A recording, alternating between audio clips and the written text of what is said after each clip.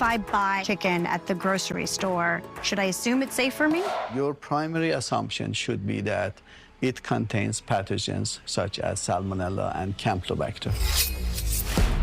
There are 15 federal agencies that in one form or another are tasked with food safety regulation. Food companies hate regulation.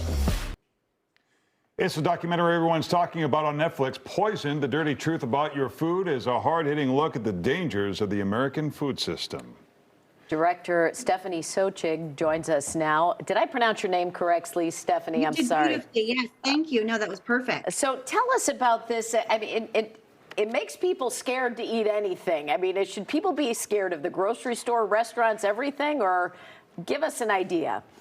You know, I don't know if I would use the word scared, but I think I would use the word informed, right? And so we learned a lot of shocking things making this movie. You know, one is that it's perfectly legal for a supermarket or to sell you salmonella tainted chicken. That is not against the law. It is against the law for them to sell you E. coli tainted beef. And that's because there was a law passed that banned E. coli in beef. So what the movie, I hope the movie does is it, puts pressure on our elected officials to do the same thing for chicken and salmonella. The problem is it doesn't just end with chicken, right? Because technically you could cook the salmonella out of that chicken, although most salmonella contamination happens from handling the chicken and then touching your lettuce. The thing that was most shocking to us is the degree of E. coli that we're finding on our lettuce and our spinach. So, one of our experts says if you're eating a hamburger nowadays, the most dangerous thing on that hamburger is going to be the lettuce and the tomato.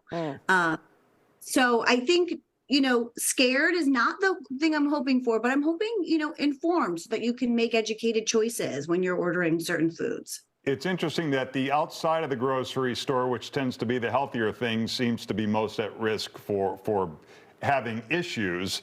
And so why I think Americans assume there's somebody looking out for them.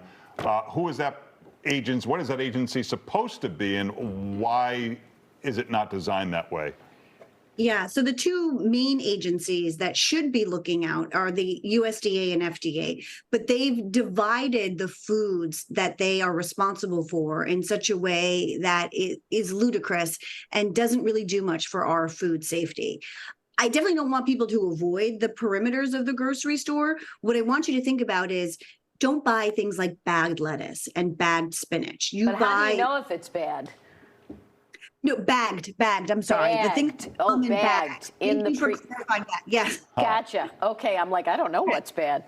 I know, but so what I do is I buy the whole head of lettuce, the one that's just sitting there that hasn't been touched, that hasn't been processed yet.